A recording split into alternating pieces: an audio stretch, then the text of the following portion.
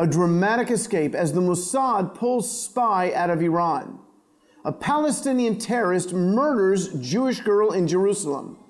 Anti-Semitic congresswoman continues to spread lies about Jews, and Israel decides she is no longer hiding her operations against Iran in Syria. Shalom everyone, I'm your host Ron Cantor, and this is your Israel Connection. Brought to you by Tikkun Global, a worldwide messianic family of congregations, ministries, and leaders contending for the restoration of Israel and the church, and by Messiah's mandate, raising up leaders for the coming Israeli revival. Now, let's get to the news. So first of all, let's just get this out of the way. I know what you're all thinking. Great haircut, right? I know. Israel's International Intelligence Agency, the Mossad, participated in a dramatic multi-country extraction of a nuclear scientist from Iran after he became concerned that he was about to be discovered for spying on the country's nuclear program for years. The Mossad, Britain's MI6, and the CIA all cooperated in the operation to smuggle the 47-year-old technician from his home in Iran to Turkey, across Europe, into the United Kingdom, and then eventually to America.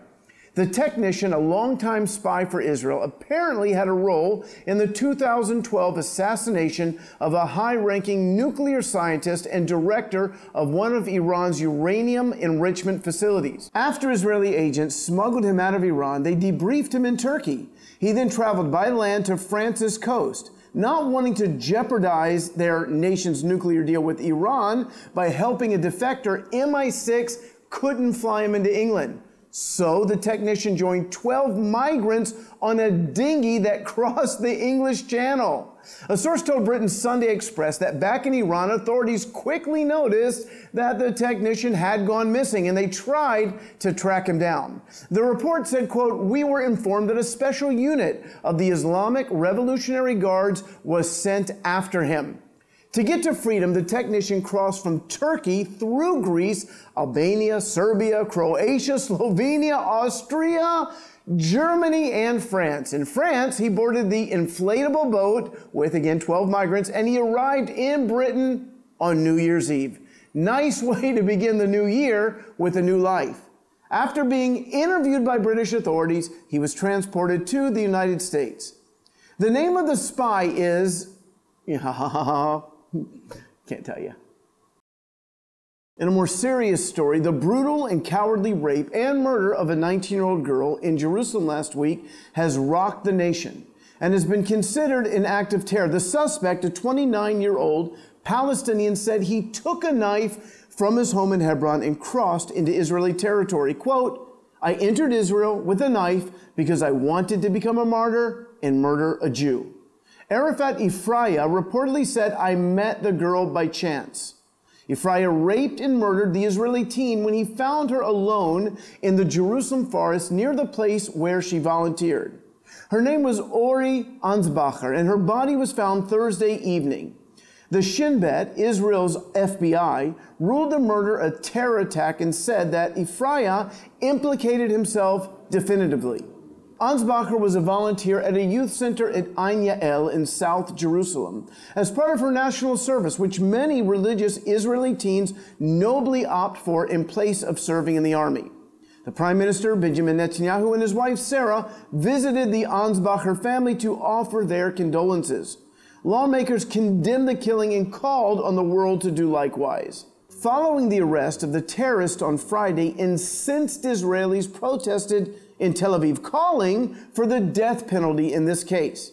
Israel does not have a death penalty, even for cases of terrorism.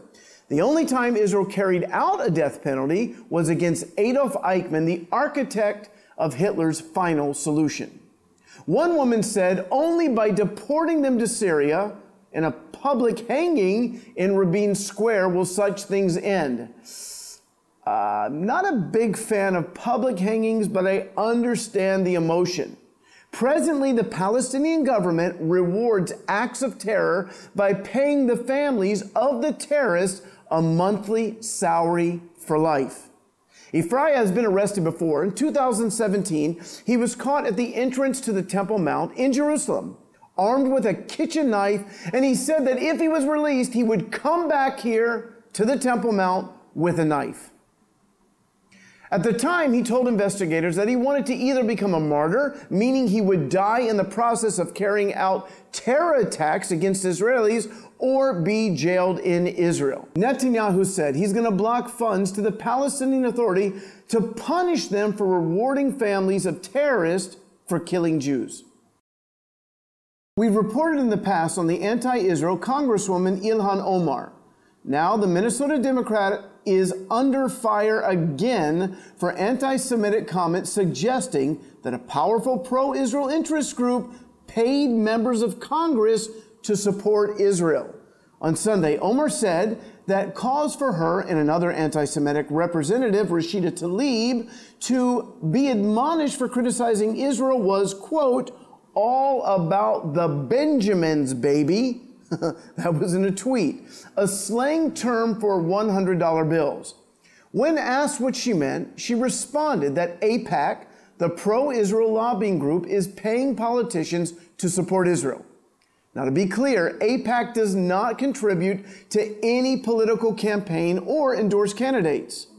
It has long been a conspiracy theory by white supremacists and anti-Semites like Nation of Israel leader Louis Farrakhan that Jews control the world's money, if only, and we use it to control other countries. And if that were true, we're not doing a very good job at it since everybody hates us.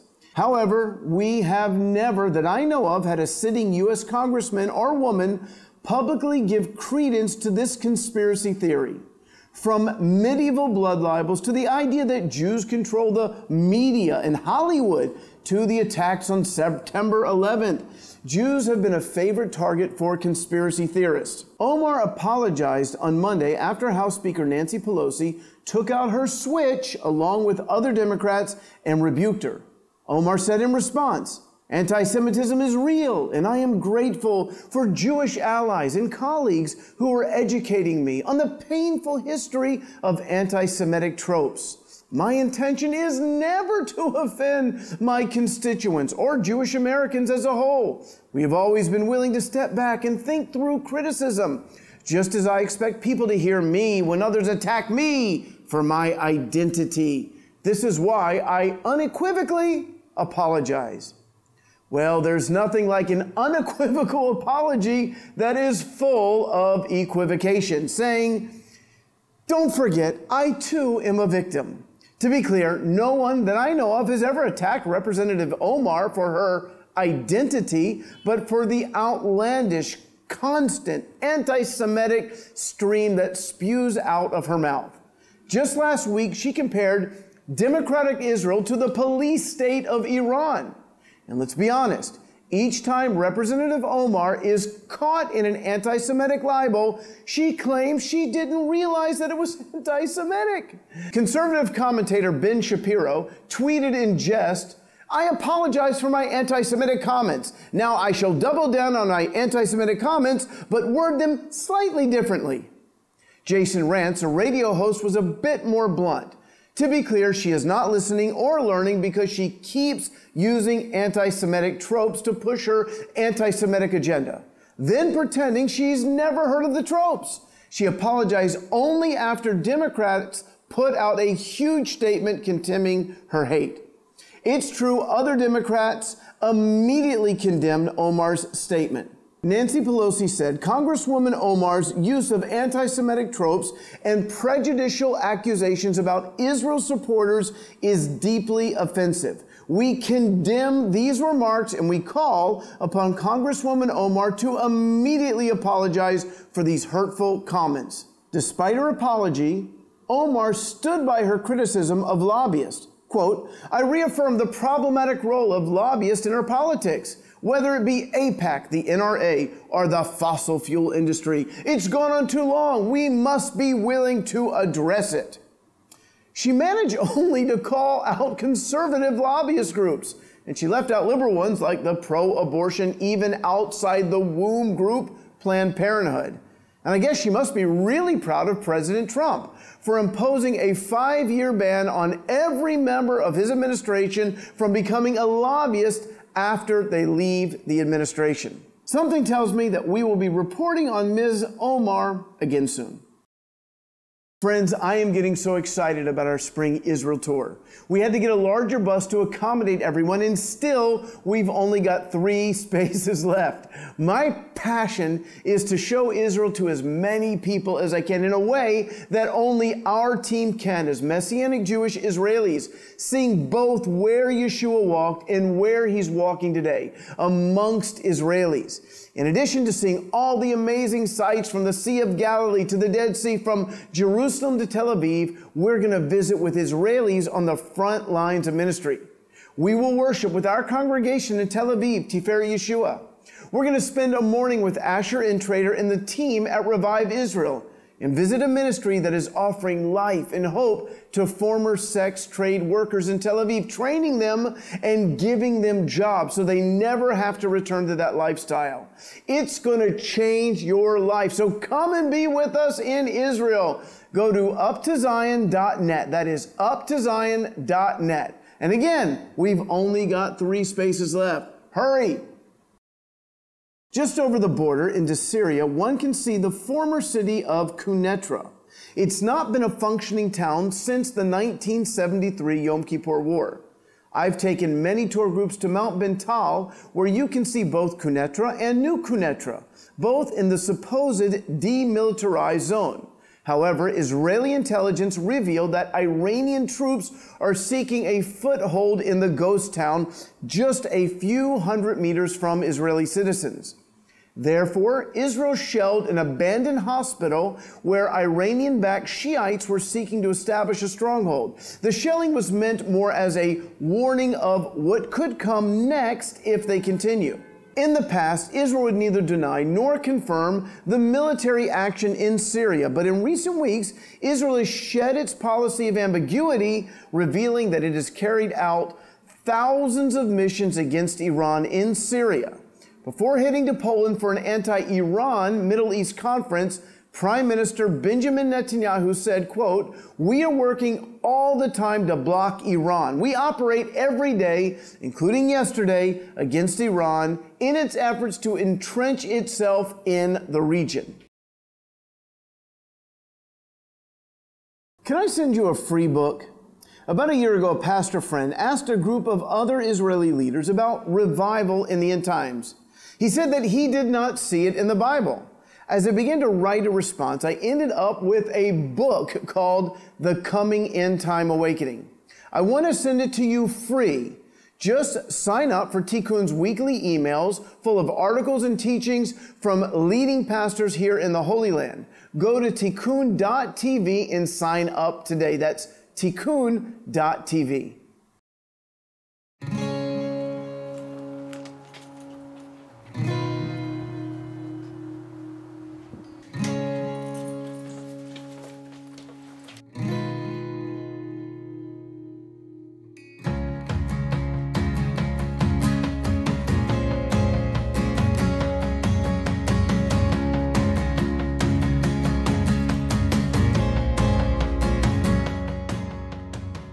Yeshua Chai is a TV channel that broadcasts 24/7 on the internet.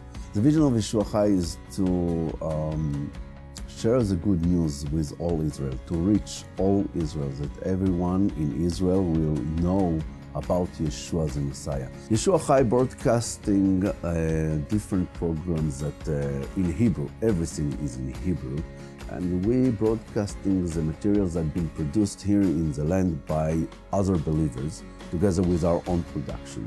Before I became a believer, I wanted to watch something on the internet about Yeshua, and there was nothing but the film of Jesus. Only since 2011, they start to produce Hebrew materials, evangelistic Hebrew materials, and now we can reach all Israel, all the Hebrew language speaker in their native tongue. Israelis are curious to know what is written in the New Testament, but they are afraid. They don't know what is written there, and they want to know, but they are afraid that being exposed by others, And by this TV channel, Yeshua Chai, it's able them to, in private way, enter into the website and to ask the New Testament and to read it by themselves. The way that we are reaching people and make contact with them is that we suggest the New Testament in Hebrew and other books that they can order from us freely. And there is a way to receive prayer from us. And people writing to us, they asking for prayers, asking for the books. We contact them on email that, hey, we prayed for you and we have a kind of a verse for you. Many people, I can say now 5, 6 people, made a contact with the pastors here in Israel through us and became believers.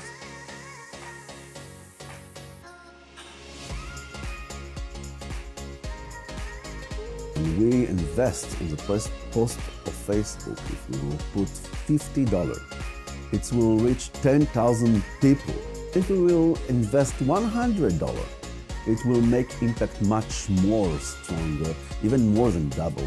We want to share the good news with all Israel, to bring the gospel to all Israel in the internet TV channel 24/7, that all Israel will be saved.